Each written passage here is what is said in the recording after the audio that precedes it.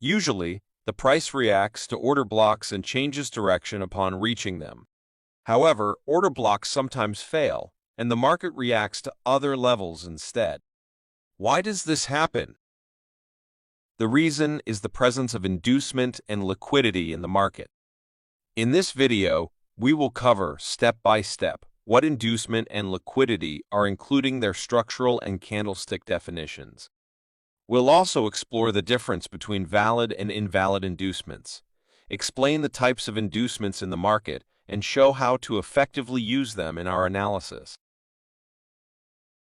Let's begin by defining liquidity and inducement, as they are often confused but represent distinct concepts. Liquidity refers to areas on the price chart where a large number of orders are likely resting, such as stop losses or pending limit orders. Market makers and institutional traders often target these zones to trigger stop losses or to fill large positions efficiently. And inducement is a deliberate price move designed to tempt traders into taking positions too early or in the wrong direction. It often happens right before the market shifts strongly the other way, catching those traders off guard. This tactic is commonly used to create liquidity for bigger players to enter or exit the market more effectively. In simple terms, liquidity refers to the money present in the market. It appears in the form of stop losses, stop orders, or general buying and selling activity. Liquidity can manifest as equal highs and lows, swing highs and lows, or even as trends within the market. Inducement, on the other hand, refers to a form of market manipulation that allows large traders to take money from retail traders. The structural formation of an inducement in the market appears as a pullback. The market's price movement structure within a trend consists of impulsive and corrective waves, and this cycle is continuously repeated. Furthermore, the structure itself is composed of smaller movements.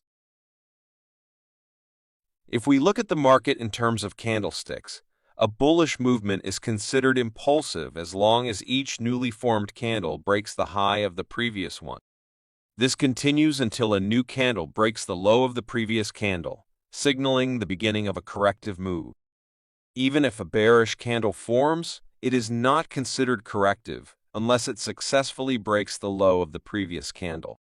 If the candlesticks fail to break below the low of the previous candle, they are considered inside bars, not a corrective. However, the market structure differs from the candlestick formation. This entire movement is considered structurally as just an impulse without any corrective phase occurring.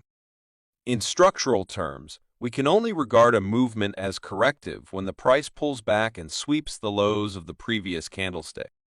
For example, in the candlestick movements on the opposite chart, the market has moved through several phases, both impulsive and corrective. However, when we look at the market structurally, we can see that there has been only one corrective phase, which occurred when the price swept the last low of the impulsive move before forming another impulsive phase. The next step is to determine whether the pullback is a valid or invalid inducement. In a bullish market, after the price forms a major high, two possible scenarios may occur for the trend to continue. The market might make a corrective move and then resume its trend by breaking through the major high, or it might continue its trend without any corrective movement. In the first scenario, the price breaks below the low of the last bearish candle or sweeps the final corrective move of the candlestick pattern, thereby forming a corrective structure.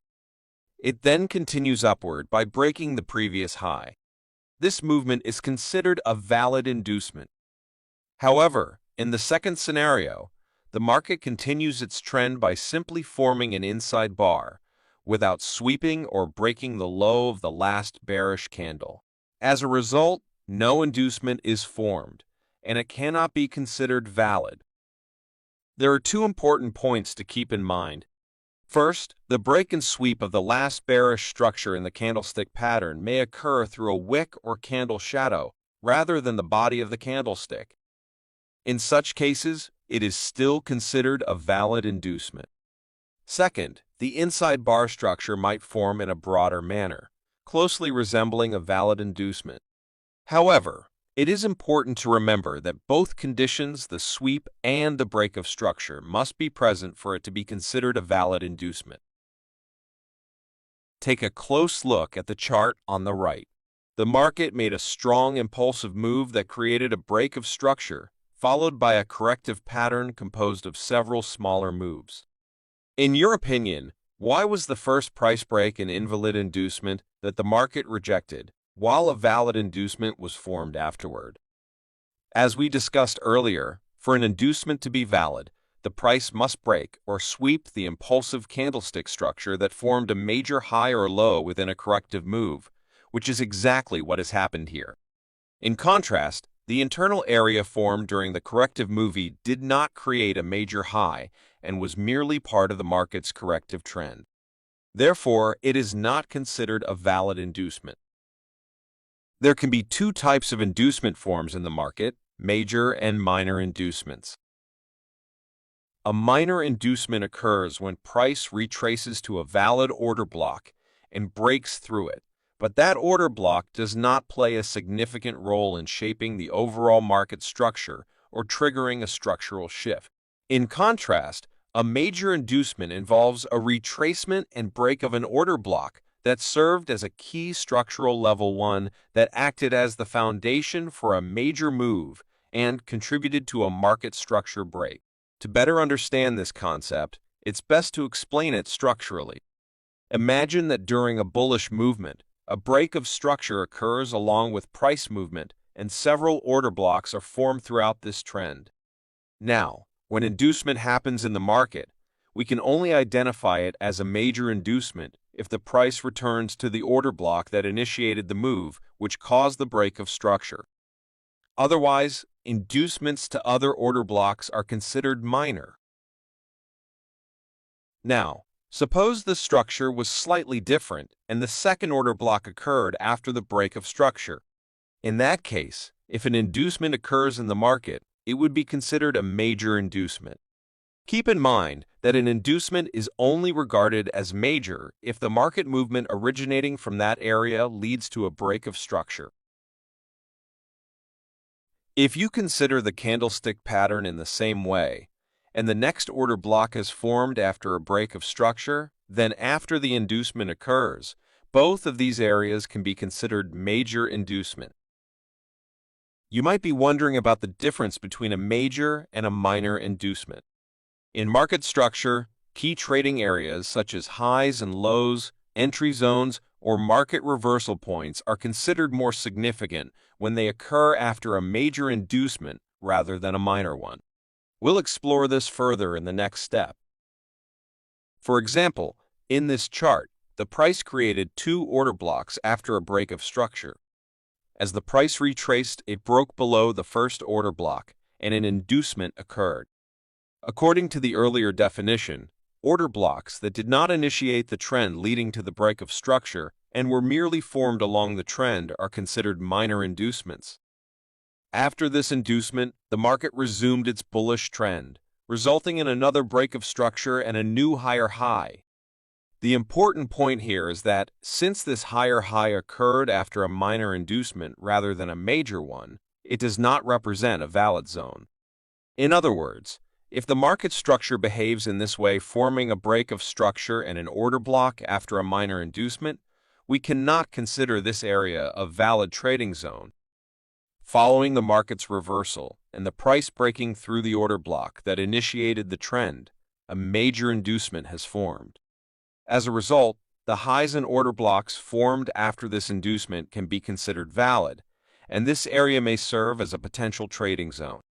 So, how can we enter a trade after a major inducement has formed, and what conditions need to be met?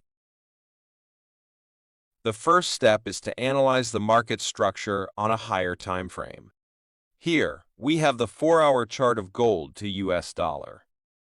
Based on previous information, we expect that during a bullish movement, the market will form an inducement before creating a new higher high.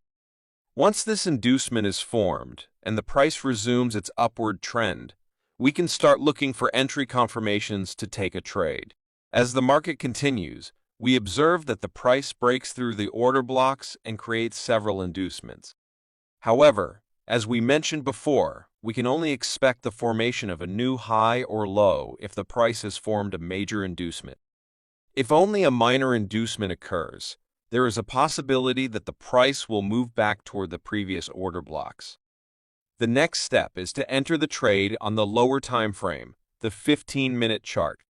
On the lower time frame, two confirmations are required to enter a trade: a liquidity sweep and a market structure shift. Once these two conditions are met, we consider the last order block as the entry zone. The stop loss is placed slightly below this area, and the take profit is set at the major inducement that may form. We can also see the result of our trade on the higher time frame. However, keep in mind that no strategy works perfectly all the time, so be sure to backtest it before using it. Always manage your risk in trades and aim to maintain a favorable reward to risk ratio. I hope this video has been helpful so far. Don't forget to like and subscribe.